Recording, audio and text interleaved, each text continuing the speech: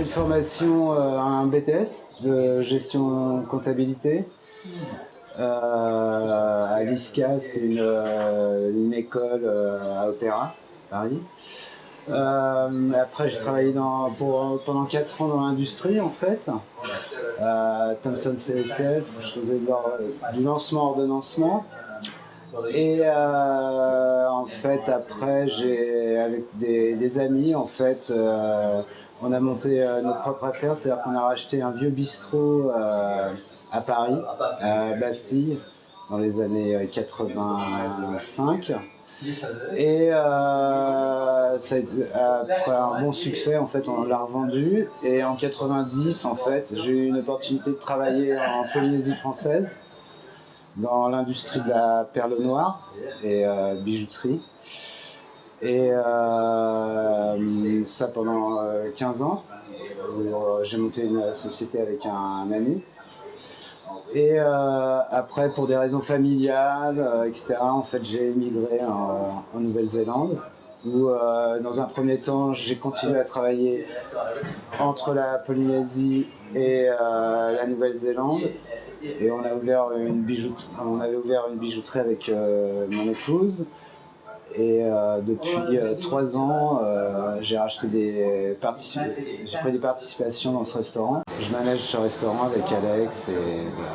C'est un restaurant français typique. C'est vraiment avoir une image de restaurant français, orienté vers le vin, cuisine traditionnelle française, même en proposant des plats un peu comme des escargots, des fois de la cervelle, des choses comme ça, parce qu'en fait, il y a pas mal de Néo-Zélandais qui sont vraiment attirés par ces plats. En fait, il y a une grosse communauté néo-zélandaise qui va très souvent en France. Et ils aiment bien retrouver les saveurs particulières de la cuisine française. Et puis bon, ce restaurant particulièrement qui est comme un petit bouchon lyonnais, où on propose des vins, une gamme de prix. On commence pour les vins. Les vins maison, bouteille à $42.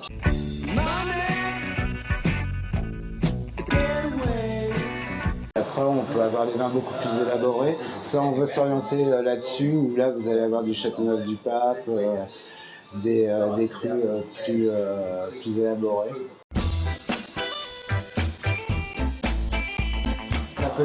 La Polynésie, qui en fait, c'est similaire à la France. Au niveau des formalités, c'est super long, vous avez plein de paperasse à faire, alors qu'en Nouvelle-Zélande, quand vous immatriculez, vous faites immatriculer une société. Alors qu'ici, disons, je pense en 48 heures, ça peut être fait. Vous allez sur Internet, après vous pouvez déposer les statuts. Il y a carrément un gain de temps énorme. Et je suppose qu'en France, c'est toujours la même, hyper administratif. Je veux dire, ici, on est quand même dans un pays anglo-saxon, donc je veux dire, ils essayent de faciliter un maximum quand vous voulez faire du business, pour un restaurant ou même pour d'autres sociétés, traders, etc. Et ça, je pense que en France, c'est ça un peu le problème, quoi. C'est que c'est toujours l'administration, recoupement de fichiers, de choses ici, c'est pas moins la tête, quoi. Petite structure. Par exemple, si on recrute un chef ou quelqu'un qui va bosser en cuisine, là, on va travailler sur un CV, voir l'historique, les compétences ou les endroits où il a travaillé, etc. Après, si c'est quelqu'un pour faire, par exemple, dishwasher, enfin la plonge, serveurs, etc. C'est des gens qui vont venir d'une façon, qui vont pas venir régulièrement en fait. Alors là, on travaille avec en fait souvent des jeunes Français qui viennent dans le cadre des Working Holiday Visa. Je suppose que vous savez ce que c'est. Sur un an, vous pouvez profiter de la Nouvelle-Zélande et en même temps bosser. Et là, bon, on regarde le CV, on regarde si c'est des brouillards, etc. Et puis voilà, quoi. Et puis le feeling avec les gens. Bon, nous, on n'est pas une super corporate, quoi. Après, je veux dire, en Nouvelle-Zélande, vous avez des boîtes de recrutement, des chasseurs de tête. Je veux dire, c'est un peu la même chose, mais bon, c'est pas pour des structures comme nous, quoi. On va faire une moyenne. Le plus souvent, en fait, ils prennent. Ici, c'est pas vraiment un bon exemple parce que ils vont manger un peu comme des Français. Donc, ils vont prendre des entrées, un plat et un dessert. Bon, après, disons que la moyenne, c'est plutôt ils vont prendre un plat, ou une entrée, un plat, ou un plat, un dessert. Et puis verre au vin. Bon, après nous on a comme c'est quand même un restaurant, c'est quand même une destination ici. Je veux dire, les gens viennent pour manger français et avoir l'ambiance. Donc ils se laissent aller dans l'ambiance. Et on a des super bons clients. Je veux dire, les gens, c'est entrée, plat, dessert, deux bouteilles de vin s'ils sont nombreux, etc. Mais ils n'ont pas le même rapport à la bouffe. Nous, c'est vraiment quelque chose de convivial. Si vous regardez après, ailleurs, le Néo, on voit bien, il va manger le midi des sandwichs, des sushis, des trucs comme ça. Et puis le soir, déjà les gens ils vont peut-être pas manger comme nous au niveau de la famille, mais on se retrouve tous autour d'une table, etc. Eux, la bouffe elle est faite à 6h, et puis après quand tu passes, c'est dans le four, tu manges, et puis voilà. Je pense que historiquement, c'est quand même des gens qui viennent d'Écosse. Alors peut-être la panse de brebis farcée à la menthe. Non, je sais pas. Mais en fait, moi je viens en Nouvelle-Zélande depuis à peu près 15 ans. Et quand on est arrivé, vraiment c'était une bouffe. Les premières années, c'était vraiment quelque chose de hyper basique, anglo-saxon, fish and chip. Trucs comme ça. Maintenant, en fait, ce qui se passe, c'est quand même aussi un pays d'immigrants. Et en fait, il y a des chefs ici qui vont faire un peu ce qu'on appelle de la fusion cuisine, qui vont prendre des idées de la cuisine asiatique, des idées cuisine turque, italienne, mixer des choses comme ça. Disons que maintenant, mais traditionnellement, je veux dire, c'est pas être méchant, mais il n'y avait rien qui se dégageait spécial.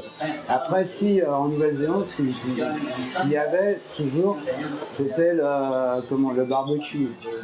Genre, ça, le barbecue, c'est hyper important, quoi. Je veux dire, réunion de voisins, de potes, et là, on fait la viande et agneau, steak, etc. Et ça, ça reste du barbecue? Ça fait que 10 ans à peu près que je suis ici. Je trouve que vraiment ça s'améliore. Vous pouvez trouver des super bons pinots noirs, des bons merlots. Après, moi ce que je trouve, c'est qu'il y a une espèce d'uniformisation en fait des vins par rapport au test. Ils essayent ils essayent d'avoir un panel qui intéresse un maximum de personnes. Alors, je vais pas dire que c'est comme le Coca-Cola, mais des fois, c'est le Sauvignon blanc. Des fois, vous allez prendre plusieurs winemakers et c'est toujours les mêmes tests. Maintenant, ce qui est bien, je trouve, c'est que depuis ces 4 dernières années, il y a des petites exploitations qui ont compris qu'en fait, il fallait pas faire du volume et qu'il fallait faire de la qualité, et ils commencent réellement à faire de la qualité dans le Marlboro ou Martinborough, etc. Parce que c'est là aussi, ce qui s'est passé, c'est qu'en Nouvelle-Zélande, à un moment donné, c'était vraiment la culture intensive, et donc ils primaient plutôt la quantité plutôt que la qualité, quoi. Mais comme il y a eu des petits soucis pendant la crise économique, etc., ils ont vachement eu plus de mal à le vendre. Bon, il y a des gens qui font des retours en arrière. Un peu comme en France, on a eu dans les années 70 dans le Languedoc. Et maintenant, il y a des gens qui travaillent mieux et qui font des meilleurs vins. C'était un peu ça qui se passait en Nouvelle-Zélande. Moi, j'aime bien Martinborough de Pinot Noir. C'est TikTok. Ou alors un bon Sauvignon Blanc Cloudy Bay. Cloudy Bay, Sauvignon Blanc, top.